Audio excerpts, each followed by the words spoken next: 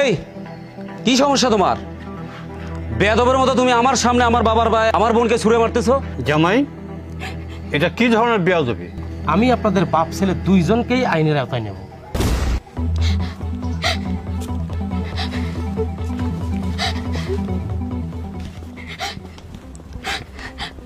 আব্বা, ভাইয়া, ভাইয়া, কোথায় তোমরা?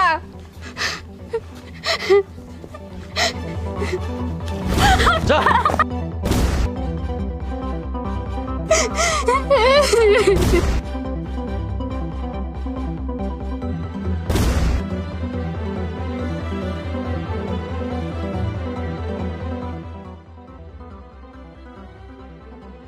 এই কি সমস্যা তোমার? বেয়াদবের মতো তুমি আমার সামনে আমার বাবার ভাই আমার বোনকে ছুঁড়ে মারতেছো। কি সমস্যা তোমার? এই চুপ করেন, একটা কথা বলবেন না আপনি। কেন করছি, কি জন্য করছি সেটা আপনার বোনের কাছ থেকে শুনে নিন। আরে এই তোমাকে বলতেছি, আমি যা যা বলছি সব যদি মানতে পারো তাহলে তুমি আমার বাড়িতে জায়গা পাবা, আর যদি না মানতে পারো এই যে দিয়ে গেলাম না, এটাই তোমার জন্য শেষ। তুমি তোমার বাবা তোমার ভাইকে সুন্দরভাবে বুঝাও, যদি আমার কাজ হয়ে যায় তাহলে তোমার জন্য ভালো, আর যদি না করতে পারো তাহলে পরবর্তী সিদ্ধান্ত কি নেব সেটা আমি জানি। জামাই, এটা কি ধরনের বেয়াদবি? আমি তো তোমার কাছে এটা আশা করিনি। তুমি তো এমন ছিলে না, কেন এরকম করছো তুমি? বাবা, তোমরা বোঝো না সে কেন এরকম করলো? এই জন্য তোমরা দুইজনই দায়ী। আজকে যদি তোমরা আমার কথা শোনো তাহলে আমার এই সংসারটা টিকবে, আর যদি তোমরা আমার কথা না শোনো তাহলে এই সংসার টিকবে না। আজ এক সপ্তাহ যাবত আমার উপরে যে অত্যাচার হয়েছে সেটা তো তোমরা জানো না। তোমরা চাইলে আমি দেখাতে পারি আমার উপরে কিভাবে নির্যাতন হয়েছে। না মা, থাক, সব বুঝতে পেরেছি। এই ছেলে, আমার মেয়ের কাছ থেকে শুনতে হবে কেন? কি সমস্যা তোমার? সমস্যাগুলো আমাকে বলো। এই চুপ করে আছিস কেন? বল কি চাই তোর? বাবা না তোকে জিজ্ঞেস করছে কি চাই? কি কারণে তুই আমার বোনের উপর এতদিন থেকে টর্চারিং করতেছিস? বল। আপনি থামেন, ঠিক আছে? আপনি যেহেতু আপনার বোনের কাছ থেকে শুনবেন না, তাহলে আমিই বলি। আপনার বোনের সঙ্গে আমার সংসারটা হবে যদি আপনারা কালকের ভিতরে আমাকে 10 লক্ষ টাকা দিতে পারেন। আর যদি 10 লক্ষ টাকা না দেন, এই যে আপনার বোনকে দিয়ে গেলাম, এটাই ওর জন্য শেষ। ও আমার বাড়িতে যাওয়ার আর কোনো সুযোগ পাবে না। এবার আপনারা ভেবে দেখেন, বোনের সংসার বাঁচাবেন নাকি কি করবেন? যদি আপনারা আপনাদের বোনের সংসার বাঁচাতে চান, অবশ্যই 10 লক্ষ টাকা দিয়ে আপনার বোনকে আমার বাড়িতে পাঠাবেন, তা না হলে এখানেই ফাইনাল। 10 লক্ষ টাকা? এত টাকা আমি কোথায় পাবো? আমি তো গরিব মানুষ। আমার যা সামর্থ্য ছিল তা দিয়ে তো তোমাদের বিয়ে খরচ করেছি। এখন আমি টাকা কোথায় পাবো বাবা? দেখো ভাই, এত টাকা আমরা কোথায় পাবো? তার মানে এই টাকার জন্যই তুমি আমার বোনের উপরে টর্চারিং শুরু করছো?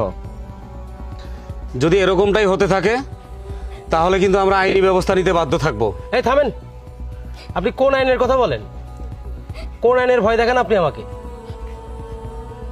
আমি আপনার সমস্ত কথা শুনবো। তার আগে বলেন তো, আপনার ওয়াইফ মানে আমার ভাবি কোথায়? ওনাকে তো দেখতেছি না বাড়িতে। ওনাকে একটু ডাকেন, একটু ওনার সঙ্গে কথা বলি। কি মনি, তোমার ভাবি কোথায়? ডাকো, জিজ্ঞেস করো তোমার ভাইকে, তোমার বাবাকে। এই চুপ করে আছো কেন? জিজ্ঞেস করো তোমার বাবাকে, তোমার ভাইকে জিজ্ঞেস করো তোমার ভাবি কোথায়। বাবা, ভাইয়া, ভাবি কোথায়? ভাবিকে তো দেখতেছি না। তোর ভাবি কেন? তোর ভাবি বাপের বাড়ি গেছে, আর এখানে তোর ভাবিকে কেন? দেখো জামাই, আমার ছেলের বউ কোথায় গেছে না গেছে এটা নিয়ে তোমাকে ভাবতে হবে না।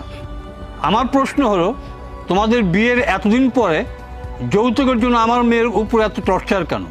আমার প্রশ্ন তোমার কাছে এটাই। এর পরবর্তীতে যদি আর কখনো টর্চার করা হয় তাহলে আমি বাধ্য হব আইনের আশ্রয় নিতে। বাবা, ভাইয়া, হয়েছে, তোমাকে আর কানতে হবে না, এখন একটু ঠান্ডা হও। আমাকে আইনের ভয় দেখাচ্ছেন? আপনারা কি আইনের ভয় করেন? করেন না। যদি করতেন তাহলে এই কাজগুলো আপনারা বাপ ছেলে মিলে করতে পারতেন না। আপনি আমার শ্বশুর মশাই, মানে আপনি আমার বাবা। শ্বশুর এবং বাবার মধ্যে কোনো তফাৎ নেই।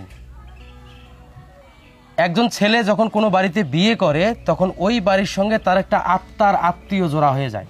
বাংলাদেশে আপনাদের মতো হাজারো পরিবার আছে, হাজারো বাবা সন্তান আছে, যাদের কারণে নারী নির্যাতন, বিয়ের পরে যৌতুকের জন্য বইয়ের উপরে নির্যাতন, এই জিনিসগুলো অহরহ ঘটে।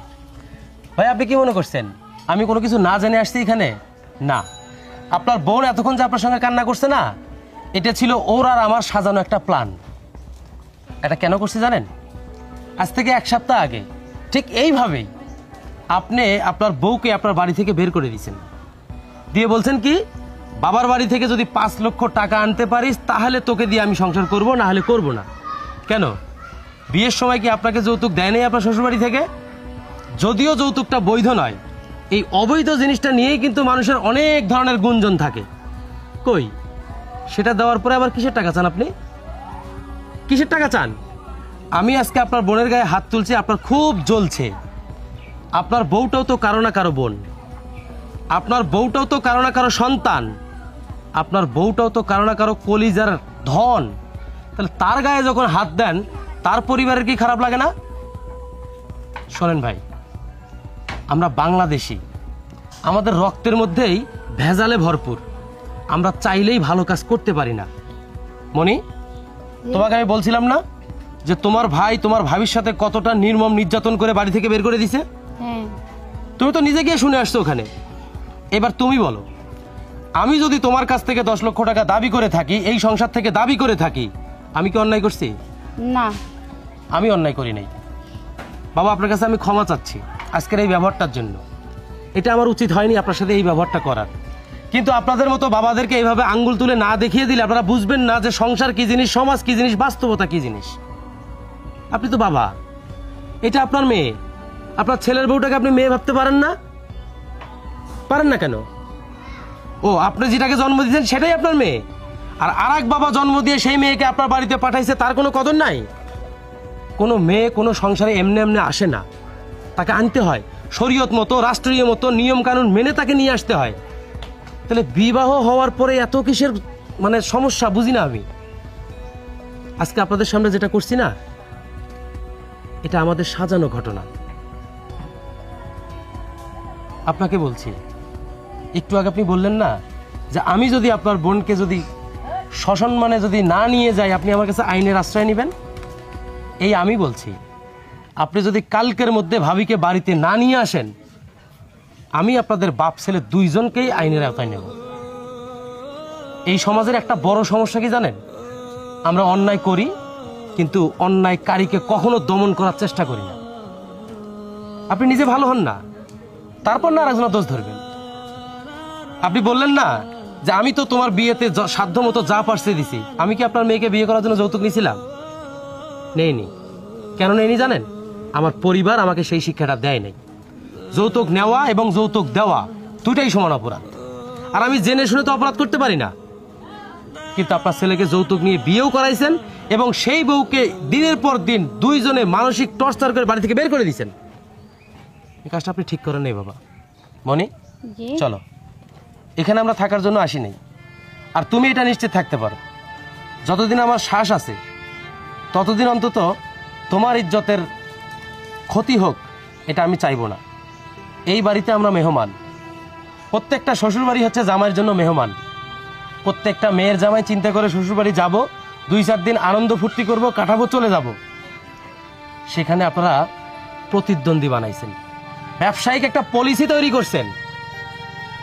আপনাদের এই সিস্টেমের উপরে না, থু, ব্যাগ নাও, চলো। বাবা, তুমি মনি, আমি আমার ভুল বুঝতে পেরেছি বাবা। তোমার কাছে অনুরোধ বাবা, তুমি আমার অন্ধ চোখকে খুলে দিয়েছ। আমি আর কোনোদিন এই ধরনের কোনো কাজ করব না বাবা। আর ওকে বলছি তুই এখন এই মুহূর্তে গিয়ে বৌমাকে বাড়ি থেকে নিয়ে আয়। কোনো টাকা পয়সা আনবি না, যদি আনিস তাহলে তুই আমার মরা মুখ দেখবি। না না বাবা, সি সি। ঠিক আছে যা বাবা যা। শোনেন ভাইয়া, আপনাকে একটা কথা বলি। আপনি একজন শক্তি সামর্থ্য মানুষ। ইনকাম কার কখন হবে, কে কোন পথে পয়সা হবে, এটা আমরা কেউই জানি না। আল্লাহ আমাদেরকে এই দুনিয়ায় পাঠাইছে, আমাদের আহারের ব্যবস্থা করেই কিন্তু পাঠাইছে। আপনি দেখেন, আজকে বাংলাদেশের ঘরে ঘরে প্রত্যেকটা জেলায় জেলায় একই সমস্যা। যৌতুকের জন্য গৃহবধূ হত্যা, যৌতুকের জন্য গৃহবধূ বাড়ি ছাড়া, যৌতুকের জন্য গৃহবধূর মুখে অ্যাসিড মারা। এই জিনিসগুলো থেকে আমাদের পরিত্রাণ কবে? আমরা যদি মানুষ না হইতে পারি, তাহলে আমরা আরেকটা মানুষকে কিভাবে মানুষ বানাবো? আপনাকে অনুরোধ করতেছি ভাইয়া, সব কিছু ভুলে আপনি ভাবিকে নিয়ে আসেন, কারণ ভাবি আপনাকে অনেক ভালোবাসে। আপনি নিয়ে আসেন, আল্লাহর উপর ভরসা করেন, দেখবেন সংসারে অভাব থাকবে না। আল্লাহ চাইলে তো সবই সম্ভব। কই আমরা ভালো আছি না? হ্যাঁ অবশ্যই। আপনারাও ভালো থাকতে পারবেন। বাবা তোমরা আজকে যেও না, ও শ্বশুর বাড়িতে যাবে বউ আনতে, হুম। আর আমার মেয়ে তুমি আজকে আমার বাড়িতে থাকবে। আসো বাবা। বাবা বাবা, যাই হোক মিলন ভাই, তুমি ছোট মানুষ, যাই হোক আমার চোখ খুলে দিয়েছো, কিন্তু তোমার আমার একটা কথা রাখতে হবে। বলেন। সেটা হচ্ছে বাবা, আমি মিলন এবং মনিকে সহ আমার ওয়াইফকে এখনই আনতে যাব। হ্যাঁ, এবং আজকের মধ্যেই আমরা আনবো। এটা ভালো বলছেন ঠিক আপনি। আছে। আচ্ছা বাবা, তাহলে আপনি থাকেন, ব্যাগটা নিয়ে যান। চলেন আমরা এখনই যাব। যাও। ঠিক আছে ঠিক বাবা, আছে বাবা, তাহলে যাও। আমরা যাই এখনই নিয়ে চলে আসছি। আচ্ছা বাবা, চলো, যাও চলো। যাও।